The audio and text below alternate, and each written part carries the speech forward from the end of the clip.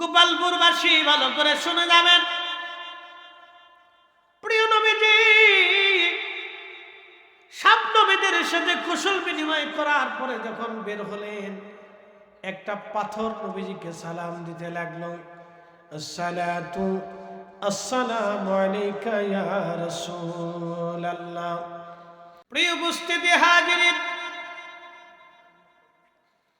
আমি কোরআন শরীফ থেকে সূরা ইসরা বনী ইসরাঈলের প্রথম আয়াত আমি আপনাদের সামনে রাখলাম। আল্লাহ বললেন, সুবহানাল্লাযী আসরা বিআবদিহি লাইলাম মিনাল মাসজিদিল হারামি ইলাল মাসজিদিল আকসা।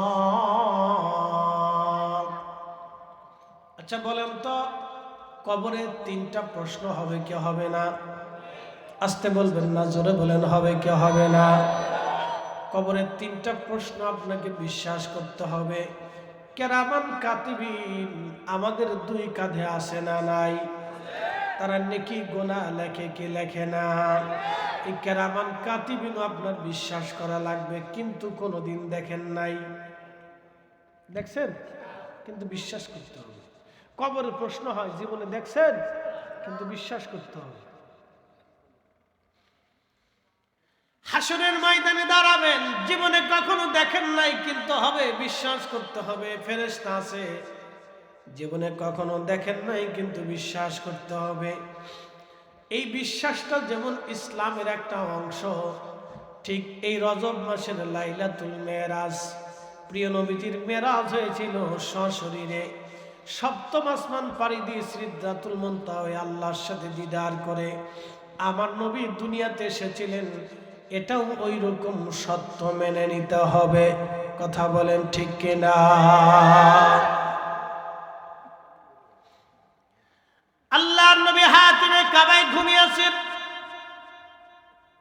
মতান্তরে উম্মে হানির ঘরের মধ্যে নবী ঘুমানো। জিবরিল আমিন আসলেন নবীকে নেওয়ার জন্য, নবীকে নিলেন, ঘুম থেকে উঠাইলেন, উঠাইয়া নবীজিকে বের করলেন, সিনা সাক করালেন, বাহন আনলেন বোরাক, বোরাকের পিঠে নবীজিকে চড়ালেন, নিয়ে রওনা করলেন।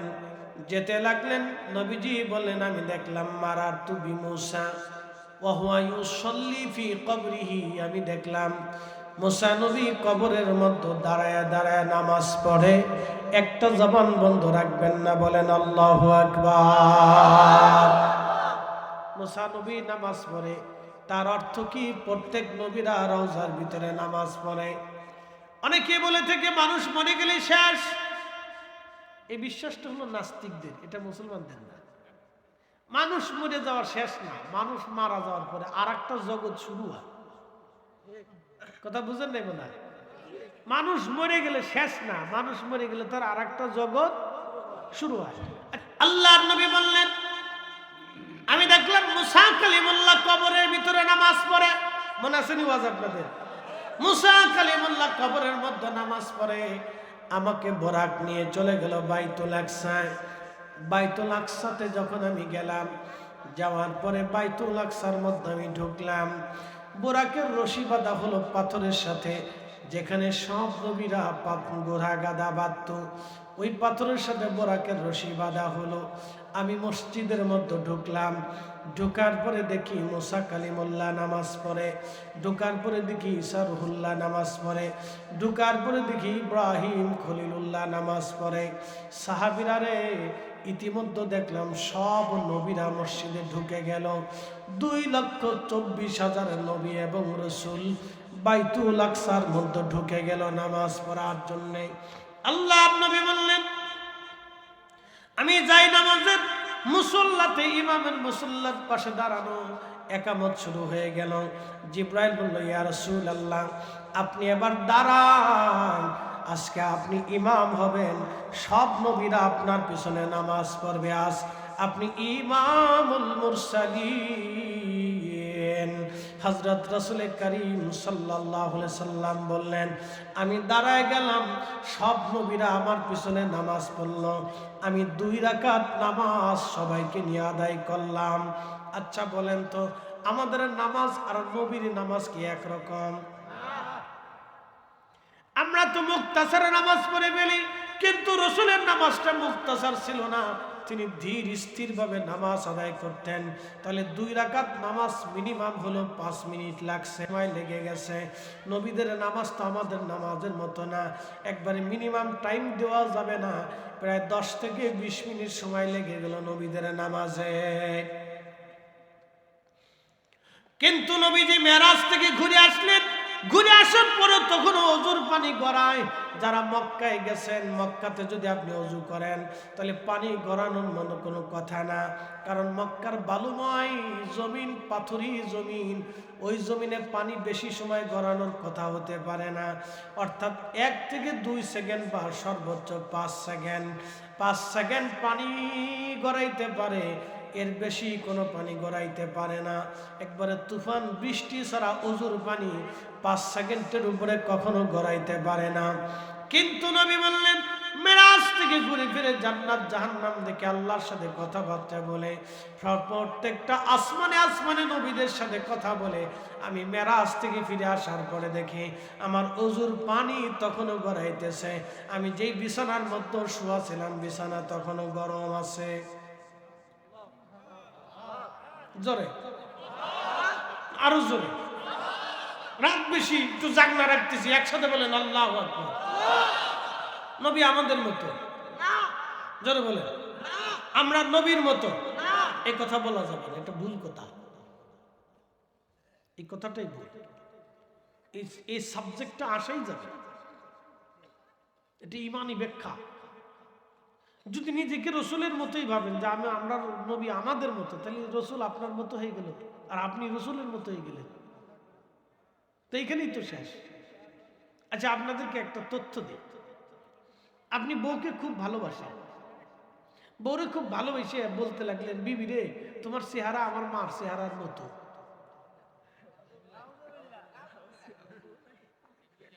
বউ মরে গেছে না, বউ কিন্তু শেষ। আচ্ছা, অত কিছু দূরে যাওয়ার দরকার না, খালি বললেন, বউরে বিবি রে তোরে খুব ভালোবাসি, তোর হাতটা আমার মার হাতের মতো, তাও শেষ। কি কথা ঠিক আছে নি? তাহলে বউরে যদি মার সাথে তুলনা দেওয়ার কারণে বউ তালাক হয়ে যায়, তাহলে নিজেকে রসুলের সাথে তুলনা দিলে ইমান তালাক হয়ে যায়। এই ছোট্ট কথাটা আপনাদেরকে একটু যুক্তি দিয়ে বুঝাই দিয়ে গেলাম, যদি না বুঝেন তাহলে অঙ্ক মিলবে না।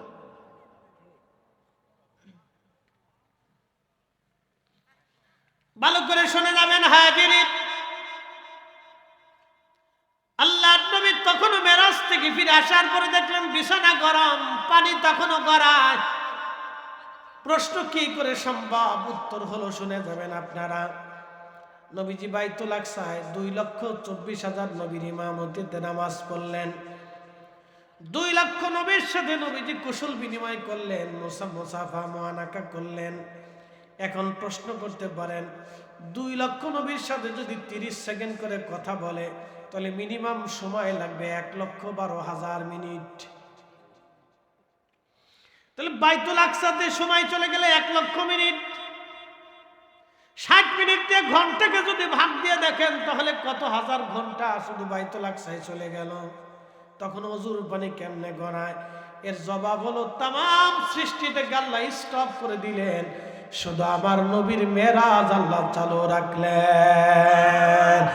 একসাথে যারা বলেন আল্লাহু আকবার। দিকে দিকে হাসি, লোকে লোকে খুশি, চলছে নবী মেরাজে, চলছে নবী মেরাজে। এ স্মৃতির দুলা জাগে চাঁদ সিতারা জেগেছে, ধুলোকে ভুলোকে চলছে নবী মেরাজে।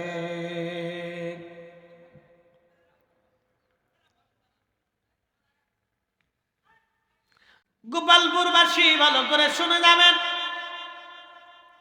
প্রিয় নবীজি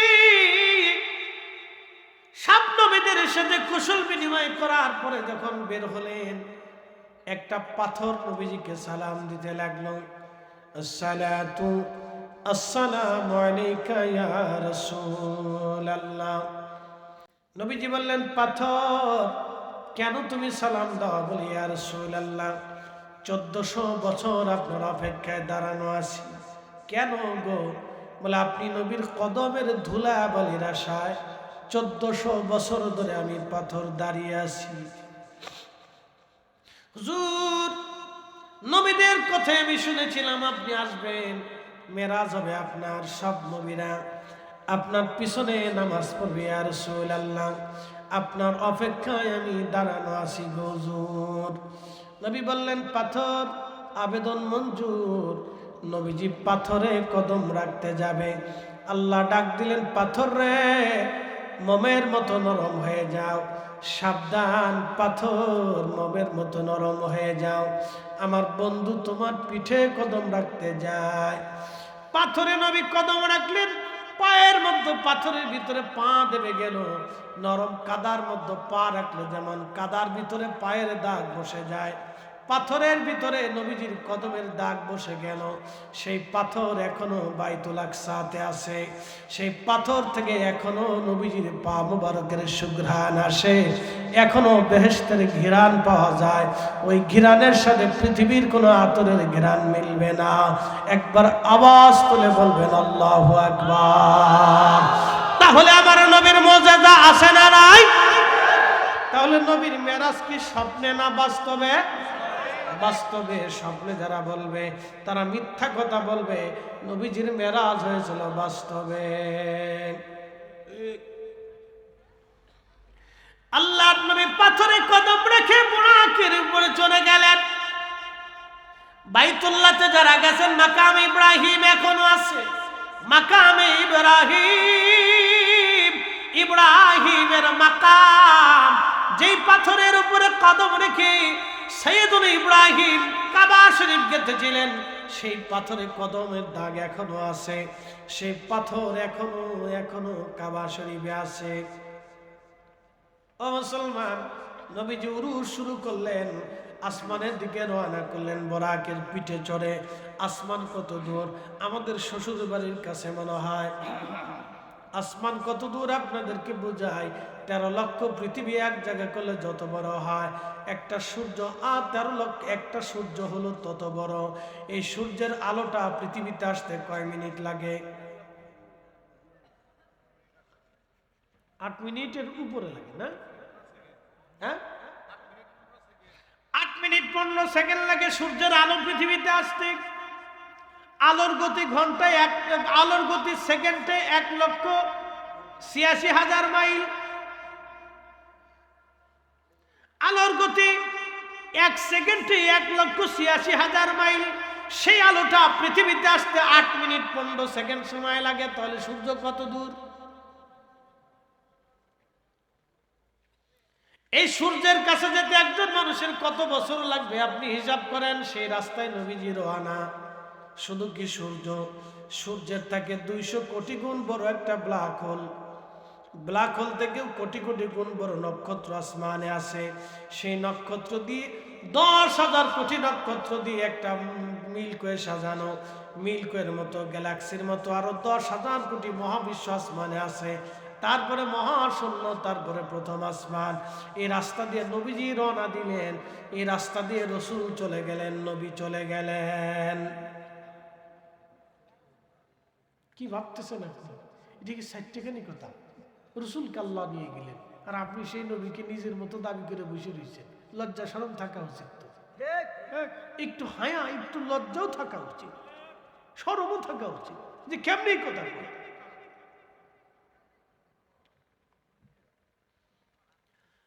মুসলমানের রাস্তা দিয়ে নবীকে নিয়ে চলে গেলেন প্রথম আসমানের দরজায়। জিবরাইল করাঘাত করলেন, কে? আমি জিবরাইল। আপনার সাথে উনি কে? রাহমাতুল লিল আলামিন। ওনাকে কি দাওয়াত করা হয়েছে? বলে হ্যাঁ। সাথে সাথে দরজা খুলে গেল। প্রথম দরজা দিয়ে ঢুকার পরে দেখলেন আদম সফিউল্লাহ বসে আছে। সালাম দিলেন, আদমের সাথে কথা হলো, দেখা হলো, মুআনাকা হলো, মোলাকাত হলো। আদম সফিউল্লাহ আমার নবীর জন্য দোয়া করলেন। প্রথম আসমান, দ্বিতীয় আসমানে গেলেন। দরজার কাছে যাওয়ার পরে জিবরাইল আমিন বললেন, কে? জিবরিল বলেন, আমি জিব্রাইল, আপনার সাথে উনি কে? রাহমাতুল লিল আলামিন। এখানে একটা প্রশ্ন আছে, পৃথিবীতে জিব্রাইল কতবার আসছে বলতে পারবেন? ঠিক আছে, 20 মিনিট জিকির করাইতে গেছি। হুজুর 20 মিনিট জিকির করে, 20 মিনিট জিকির করাইলে মানুষের জান থাকবো? যেমনি গমের বাও আইছে না, অসুবিধা নেই, বেশি জিকির করাবো না, 5 মিনিট করাবো ইনশাআল্লাহ। খুব মনোযোগ দেন, এই আমার দিকে তাকান, ঘুমাবেন না, এটা রহস্যের ওয়াজ, ছুটে চলে গেলে আর পাবেন না। জিব্রাইল পৃথিবীতে কত হাজার বার আসছে জানেন? নবী ছিলেন 2,24,000, একবারে মিনিমাম হলো জিব্রাইল পৃথিবীতে 2,24,000 বার মিনিমাম হলো আসছে, কারণ প্রত্যেক নবীর কাছে একবার হলেও আসছে। কথা ঠিক আছে কিনা? আমি মিনিমাম একটা পরিসংখ্যান দিলে আমার রাসূলের কাছে জিব্রাইল আসছে 22,000 বার। একসাথে কোন আল্লাহু আকবার। কত হাজার বার?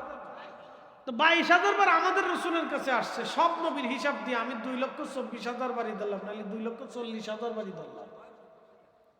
ভালো করে শুনুন, তো 2,40,000 বার জিব্রাইল সিদরাতুল মুনতাহা থেকে ওহী নিয়ে নবীদের কাছে আসলেন। তাহলে 2,24,000 বার আসলেন আর গেলেন, তাহলে 4,48,000 বার বা 4,80,000 বার গেলেন আর আসলেন। তো 4,80,000 বার গেলেন আসলেন, আসমানের দরজার ফেরেশতারা জিব্রাইলকে চিনে না, এটা কেমন কথা? রহস্য আছে না? দরজার পাশে দাঁড়ায়, আপনি কেন? বললাম জিব্রাইল। আপনার সাথে উনি কে? বলে রাহমাতুল লিল আলামিন। তো দরজার ফেরেশতারা জিব্রাইলকে চিনে না, এটা আবার কোন দরজা? হ্যাঁ, এটা সেই দরজা, এটা সেই দরজা যেই দরজা শুধু নবীর মেরাজের জন্যই বানানো হয়েছে। একসাথে বলবেন আল্লাহু আকবার। জীবনে একবার, কয়বার? একবারের জন্যই বানানো হয়েছে। বন্ধুরে বন্ধুর কাছে নিবে, সদর দরজা দিয়ে না, স্পেশাল দরজা দিয়ে।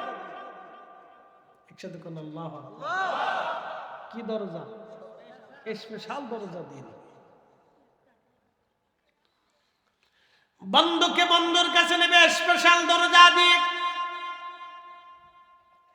স্পেশাল দরজা দিয়ে নিয়ে গেলেন। এই দরজা শুধু আমার নবীর মেরাজের জন্য, সমস্ত দরজাগুলি বন্ধ, तमाम সৃষ্টি স্টপ। নবীজির এই মেরাজ চলমান, নবীজিকে নিয়ে যাওয়া হলো বিশেষ দরজা দিয়ে। নিতে নিতে নিতে নিতে বাইতুল মামুর, যেখানে ফেরেশতাদের কাবা, নবী বললেন জীবনে একবার একজন ফেরেশতা এই বাইতুল মামুরে একবারই 2 রাকাত নামাজ পড়তে পারে, আর কোন ফেরেশতা বাইতুল মামুরে নামাজ পড়ার সুযোগ নাই। কিন্তু আশ্চর্য হবেন, বাইতুল মামুরে রিয়াজুল জান্নাহ নাই, কাবা শরীফেও রিয়াজুল জান্নাহ নাই, বাইতুল আকসাতেও রিয়াজুল জান্নাহ নাই, আরশে মুআল্লার ভিতরে রিয়াজুল জান্নাহ নাই, দুনিয়ার আসমানে 7 জমিনের 7 আসমানে কোথাও রিয়াজুল জান্নাহ নাই। রিয়াজুল জান্নাহ আল্লাহর নবীর হুজরা শরীফ এবং মিম্বার শরীফ, এই জায়গাটুকু না আল্লাহ রিয়াজুল জান্নাহ বানাইছেন আমার নবীর কারণে। একসাথে বলেন আল্লাহু আকবার।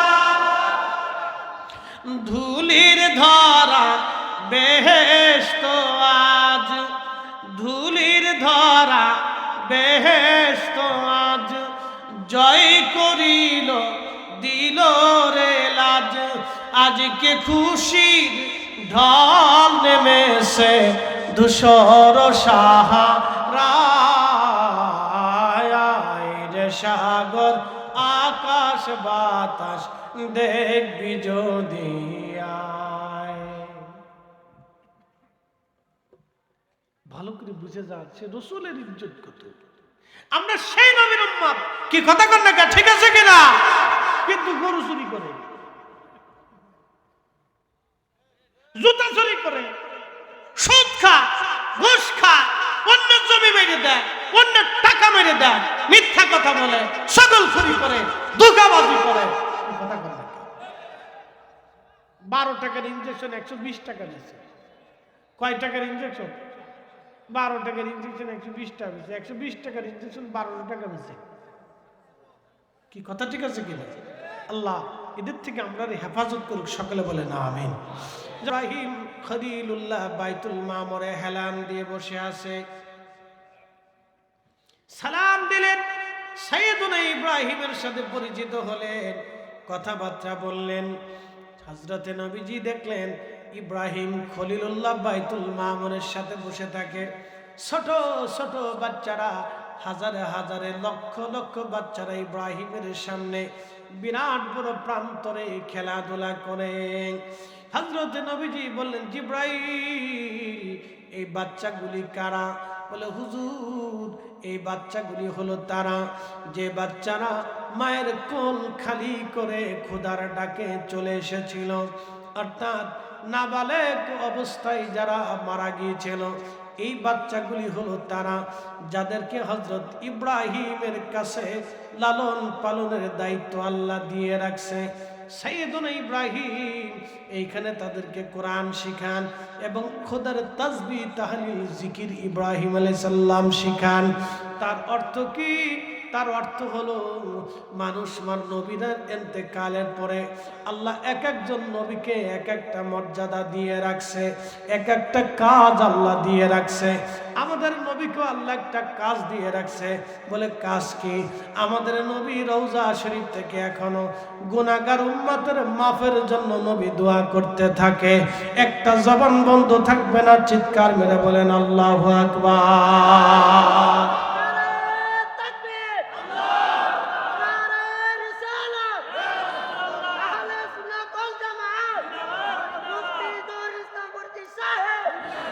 मैं कब्र अंधेरी में घबराऊंगा जब तन्हा, इमदाद मेरी करने आ जाना रसूल अल्लाह, रोशन मेरी तुरबत को लिल्लाह जरा करो ना, जब वक्त न जा आए आका दीदार अता करो ना।